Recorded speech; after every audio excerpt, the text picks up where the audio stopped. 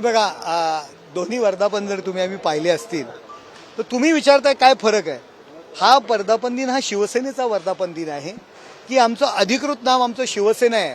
अधिकृत बाळासाहेबांची निशाणी धनुष्यबाण या ठिकाणी सगळीकडे तुम्हाला चमकत होती दिसत होती आणि तिकडे काही शिवसेनेचा वर्धापन दिन. तुम्ही त्या गुगल पेज आणि ह्याच्यावर जा रजिस्ट्रेशनवर जा त्यांचं नाव उभाटा आहे. उभाटा निशाणी सुद्धा धनुष्यबाण नाही आहे जे प्रभू रामचंद्रचं आहे. त्यांची जी मशाल ही आग लावणारी मशाल आहे.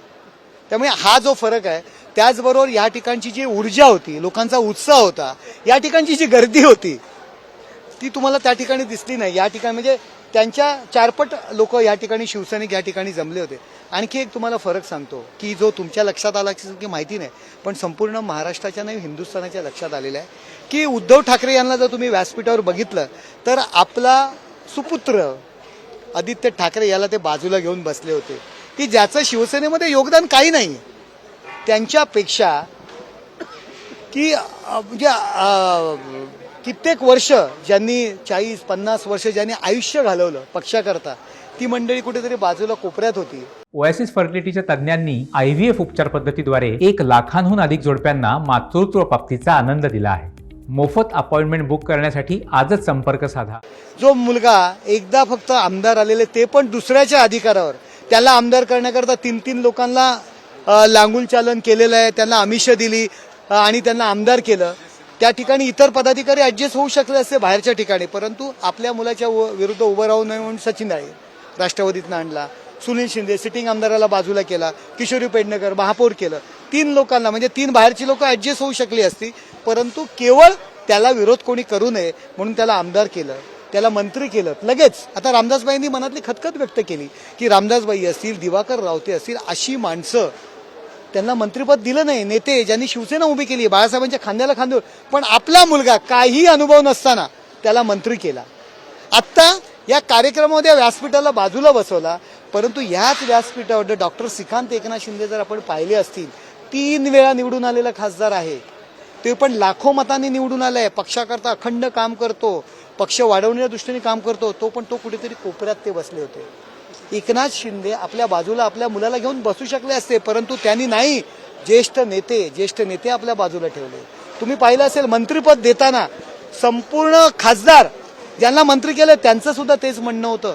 सर्व आमचे जिल्हा प्रमुख महाराष्ट्रातील सर्व शिवसैनिकांची एकच मागणी होती डॉक्टर श्रीकांत एकनाथ शिंदे यांना पक्षवाढी करतात संघटनात्मक काम करतात त्याकरता तुम्ही त्यांना 3ऱ्यांदा निवडून आले तुम्ही त्यांना मंत्रिपद द्या परंतु एकनाथ शिंदेनी त्यांना मंत्रिपद दिलं नाही. हा फरक हा सच्चा कार्यकर्त्याचा शिवसेनेचा मेळावा होता आणि तो मतांकरता बाळासाहेबांचं हिंदुत्व बाजूला ठेवून टोपी घालणाऱ्यांच्या लांगुल चालन करणाऱ्यांचा मशिदींमधून मतांसाठी लाखो रुपये त्या धर्मगुरूंना वाटणाऱ्या नेत्यांचा मेळावा होता. या ठिकाणी बाळासाहेबांचं हिंदुत्व मानणाऱ्या त्याचे हिंदुत्वाची पताका हातात धरणाऱ्या एकनाथ शिंदे यांचा या ठिकाणी मेळावा होता. मोदी ब्रँड नाही तर ते आता देशी ब्रँडी झालेत असं संजय राऊत. कसं आहे की संजय राऊत हे रोज ब्रँडी पित असतील बहुतेक आणि देशीच घेत असतील. मला तरी वाटतं देशीच घेत असतील त्याच्यामुळे त्यांना असे शब्द आठवतात. पंतप्रधान आहे त्यांच्याबद्दल कसं बोलायला पाहिजे. हे बघा संजय राऊत यांचे एकच हे आहे की उद्धव ठाकरे यांना संपवणं आणि त्यांनी ते काम केलेलं आहे. ते शरद पवारांची तळी उचलतात त्यांच्या पेरोलवर आहेत. एकीकडे त्यांना कधीतरी सुप्रिया सुळेला मुख्यमंत्री करायचंय आणि त्यांच्यामध्ये सुप्त इच्छा आहे की त्यांना सुद्धा मुख्यमंत्री व्हायचंय.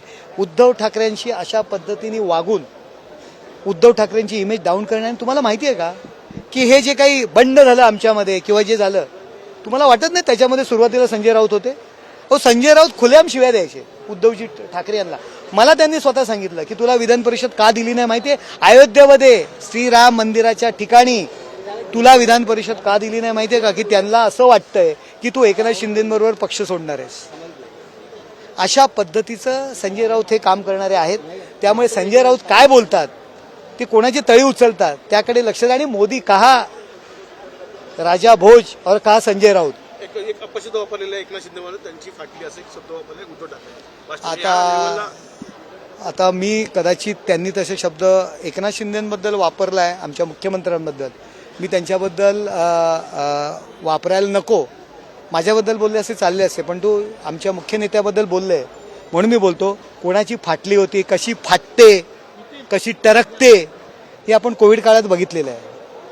ज्या कामाकरता लोकांनी तुम्हाला मुख्यमंत्री केलं, लोकांच्या सेवेत तुम्ही मुख्यमंत्री केलं नाही, तुम्ही झालात जबरदस्ती, पण लोकांच्या सेवेला जाण्याकरता, मंत्रालयात जाण्याकरता तुम्ही तुमचं मुख्यमंत्र्याचं काम करण्याकरता किती फाटली होती आणि किती टरकली होती हे महाराष्ट्रातील जनतेने बघितलेलं आहे. त्यामुळे कोणाची फाटली आणि कोणाची टरकली बोलण्याचा तुम्हाला अधिकार नाही आहे. खुळखुळा हा शब्द वापरलेला मुख्यमंत्री. खुळखुळा माहिती आहे तुम्हाला? खुळखुळा जर आपण पाहिलात तर खुळखुळा हे त्याला झांज पण म्हटलं जातं. तुम्ही जेव्हा लहान मुलगा रडत असतो तेव्हा खुळखुळा वाजवला जातो, त्याचा आवाज येतो आणि त्यामुळे त्या लहान मुलाच्या चेहऱ्यावर आनंद निर्माण होतो, रडायचा थांबतो. तुम्ही अनेक सांगतिक कार्यक्रम पाहिले असतील तर त्या खुळखुळ्याचा वापर सुंदर असं संगीत निर्माण करण्याकरता, लोकांच्या मनामध्ये ते संगीत ऐकताना आनंद निर्माण करण्याकरता सुद्धा त्या खुळखुळ्याचा उपयोग होतो. त्याच्यातनं ध्वनी येतो, आवाज येतो. एकनाथ शिंदे साहेबांना जर खुळखुळा बोलले असेल तर ठीक आहे, आम्ही ते मान्य करतो, पण हे पण खुळखुळे आहेत, परंतु ह्यांच्या खुळखुळ्यातनं आवाजच येत नाही, कारण त्याच्यामध्ये जे काही आवाज येण्याकरता जे काही खडे असतात ते बिगर खड्याचा खुळखुळा हे आहेत.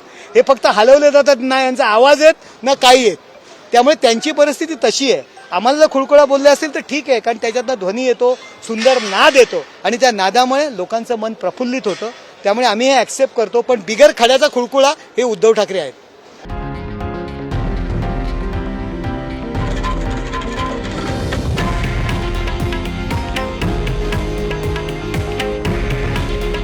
हे आहे देशातील नंबर 1 न्यूज नेटवर्क आणि आपण पाहत आहात TV9 मराठी.